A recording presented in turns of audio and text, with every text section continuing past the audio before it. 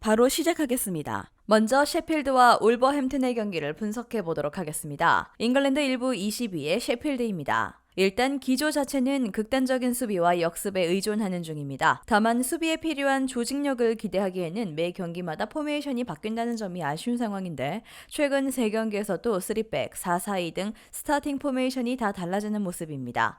애초에 선수들의 허술함 때문에 1차적으로 필요한 최소한의 수비 안정감도 챙기고 있다고 보기는 어려운 상황이죠. 결장자는 로우, 제비손, 데이비스, 오스본, 발독, 쿨리발리, 오술라, 바샴 선수가 결장할 것으로 보입니다. 잉글랜드 1부 12위의 울브스입니다. 역습 전개에 비해서 골 결정력이 아쉬운 특성을 지니고 있습니다. 다만 최근에는 황희찬이 날아다니는 상황이라 이 결정력도 제법 좋아진 모습인데요. 4백으로 나왔을 때는 윙백 문제로 인해서 실점이 제법 나오는 편인데 3-4-3으로 나가는 경우에는 후방 안정감이 꽤 증대되는 편입니다. 애초에 셰필드의 현재 상황으로는 울브스가 크게 흔들리는 상황은 맞이하지 않을 가능성이 높기도 합니다. 결장자는 벨레가르드 선수가 결정할 것으로 보입니다.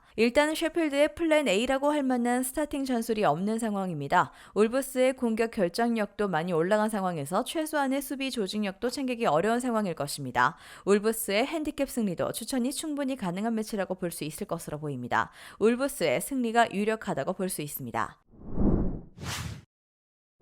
다음은 벌리와 크리스탈 팰리스의 경기를 분석해 보도록 하겠습니다. 잉글랜드 1부 19위의 벌리입니다. 이상하게 팰리스를 상대로는 최근 5경기에서 지지 않았습니다. 하지만 그 당시의 감독은 현재 팀을 이끄는 콤파니 감독이 아니라 션 다이치 감독이 지휘봉을 잡았던 시절이죠. 그 당시에는 상당히 수비와 강한 압박 지향적으로 움직이면서 팰리스와 대등하게 맞섰지만 현재는 지공으로 가면서도 박스 안에서의 위협적인 장면을 잘 만들지 못하고 있어 상성에서 별로 좋진 못합니다. 결장자는 오바페미, 베이어, 에크달, 벤손, 포스터 선수가 결장할 것으로 보입니다. 잉글랜드 1부 13위의 팰리스입니다. 현재 올리세와 에제가 동시에 빠진 상황이라 공격력이 상당히 떨어진 상태입니다. 다만 지난 토트넘전에서도 상대의 유효 슈팅을 한 개로 막고 최대한 박스 안에서의 슈팅을 억제하는 등 수비적인 압박 기조는 상당히 괜찮았던 편입니다. 아예우, 에두아르의 포인트 생산 능력을 아주 신뢰하기는 어려우니지만 일단 벌리를 올가맬 수 있는 강한 압박은 여전히 유효합니다. 결장자는 올리세, 퍼거슨, 톰킨스, 핸더슨, 에제 선수가 결장할 것으로 보입니다. 두 팀이 서로 최근 득점력이 별로 좋은 상황은 아닙니다.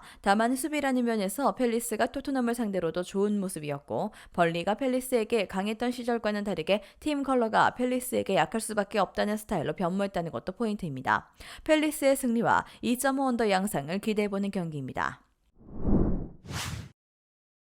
다음은 브렌트포드와 웨스트햄의 경기를 분석해 보도록 하겠습니다. 브렌트포드는 지난 라운드에서 첼시를 잡았습니다. 상대의 최근 흐름이 워낙 좋았기에 수비 위주로 경기를 풀어갔는데 센터백 피녹의 선제골이 나왔고 종료 직전 은베우모가 상대 의지를 꺾는 쐐기골을 넣었습니다. 10월 휴식기 이후 팀 정비가 잘 된 모습인데 콜린스와 아예르의 최종 수비가 라인을 잘 지키고 있고 뇌르고르가 지난 시즌의 경기력을 되찾았습니다. 웨스트햄은 시즌 초반 선두권 경쟁을 하던 팀 였습니다. 데클란 라이스가 컨퍼런스 리그 우승컵을 손에 든 이후 팀을 떠났음에도 초반 기세가 좋았죠. 그러나 최근 흐름이 좋지 않습니다. 리그 재개 이후 연패를 당했고 유로파에서도 원정 패당했는데 게다가 리그와 유로파 외에도 주중에 있던 아스날전까지 많은 일정을 소화하며 체력적으로도 어려운 상황입니다. 접전을 봅니다. 중원에 나서는 뇌르고르와 옌센 등 덴마크 출신 선수들의 경기력 회복 속에 브렌트포드의 최근이 나아진 건 사실입니다. 그러나 확실히 버티기로 나서는 웨스트햄은 충분히 능력이 있습니다. 알바레즈와 워드프라우스, 수책 등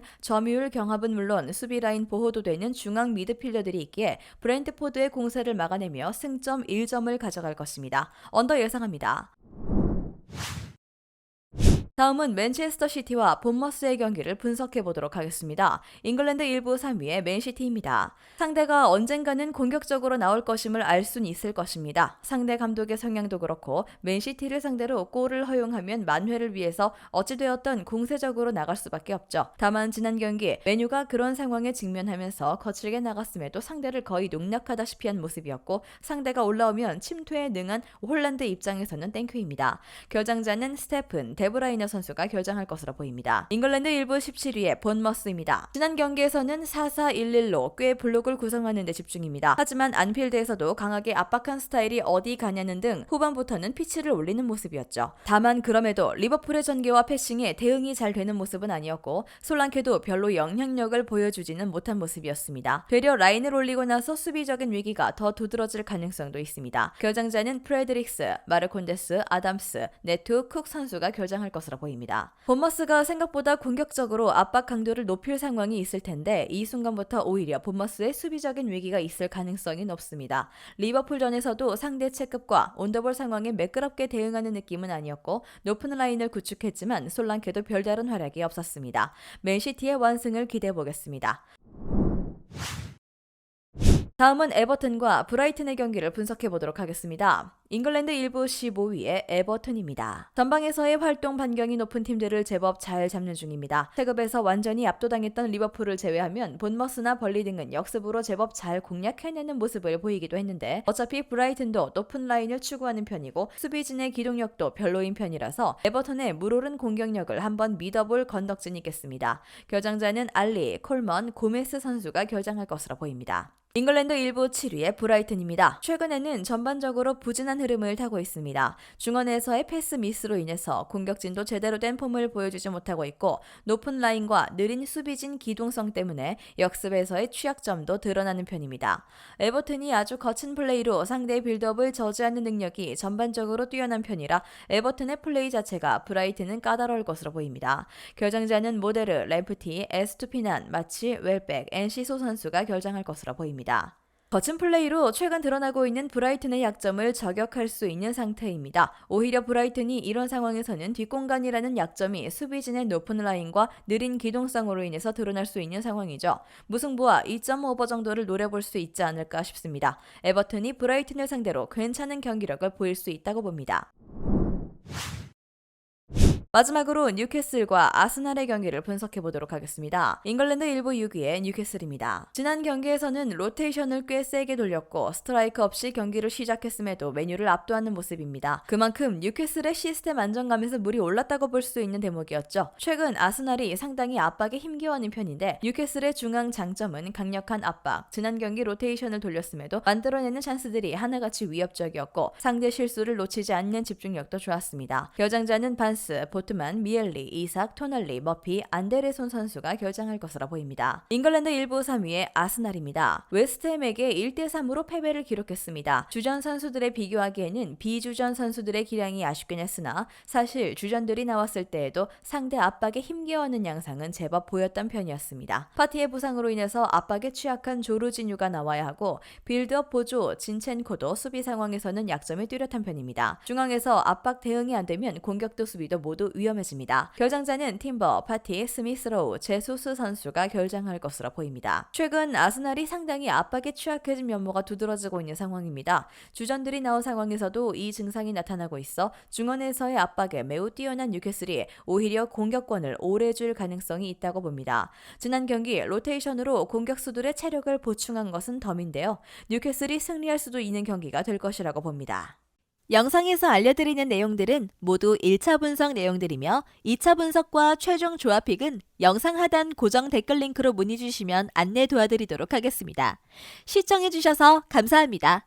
아직도 혼자 분석하고 계신가요? 이슬TV 스포츠 정보방에서는 실시간 스포츠 커넥션을 통한 소통하는 관리 시스템으로 확실한 수익을 전해드리고 있습니다. 정보방 입장 조건은 없으며 일반인들은 쉽게 접할 수 없는 배당 흐름 분석, 모든 경기 라인업과 결장자, 마지막으로 분석 모델링을 통한 최종 조합픽까지 무료로 제공해드리고 있습니다. 물론 마음에 안 들면 둘러보시고 나가셔도 됩니다. 혼자 하면 단기간으로 수익을 볼 수도 있겠지만 함께 하면 장기간으로 꾸준한 수익이 가능합니다.